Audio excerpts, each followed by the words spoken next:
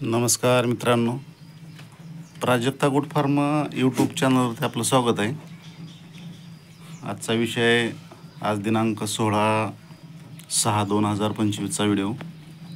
पावसाळ्याचे दिवस आमच्याकडं तर तालुका बार्शी, जिल्हा सोलापूर, गाव धोत्रे गावामधील व्हिडिओ हा साधारण 4.5 महिन्याचं सक्सेस शेळीपालन कोरड्या चाऱ्यावरती मी करून दाखवलं आहे.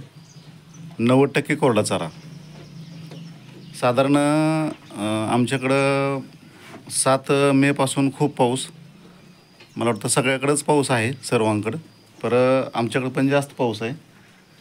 त्याच्यामुळं पाऊस जास्त पडल्यामुळं ओला चारा खाण्यासाठी शेळ्यांना लवकर आलेला आहे. त्याच्यामध्ये चिंचाचा पाला, शेवरीचा पाला, शेवग्याचा पाला, तुतीचा पाला वगैरे असं भरपूर खायला ओला चारा भरपूर आला आहे. भरपूर म्हणजे काय, खूप काय, अनलिमिटेड. तर प्रामुख्याने शेळीपालनामध्ये आता माझं बंदिस्त पूर्ण बंदिस्त शेळीपालन आहे. बंदिस्त म्हणजे साधारण 30x30च्या प्लॉटमध्ये, 30x50च्या प्लॉटमध्ये असं रिकाम्या सोडलेल्या शेळ्या आहेत मी. बंदिस्त पण असे बांधून वगैरे नाही, रिकाम्या मनसोक्त फिरतात, खातात, पाणी पितात, असं हिशोबानं. तर तुम्हाला महत्त्वाचा विषय मांडायचा आहे आज, की पावसाळ्याच्या दिवसामध्ये शेळी ओला चारा खाल्ल्यानंतर संडास असे पातळ वगैरे करते किंवा त्याला जुलाब वगैरे लागतात, असा विषय सर्रास जास्त होतो. तर त्याच्यामधला तुम्हाला एक महत्त्वाचा विषय मला मांडायचा आहे.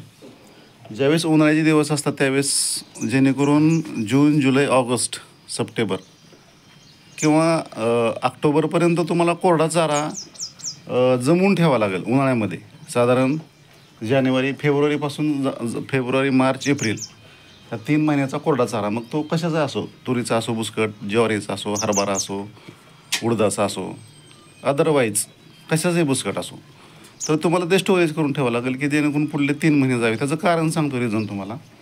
आता सकाळचा व्हिडिओ आहे हा 7 वाजता, आणि 10 शेळी पालन केलेलं आहे मी.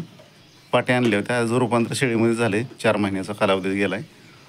तर मला महत्त्वाचा विषय सांगायचा आहे की तुम्ही सकाळ कोरडा चारा ठेवायचा शेळींना. त्यांची डायजेशन प्रक्रिया जी आहे अतिशय चांगली चालते. आता मी साधारण 2-3 पाट्या 10 शेळी पाठीमागे हरभऱ्याचं बुसकट सकाळी ठेवलं आहे. वेळ आहे साधारण 6:30-7ची वेळ आहे. तर ह्याच्यामध्ये 2-3 पाट्या जर तुम्ही हरभऱ्याचं बुसकट ठेवलं रोज सकाळी न विसरता, कंपल्सरी, ह्याला एक्सक्यूज नाही, कारणं सांगायची नाही, रोज सकाळ ठेवायचं.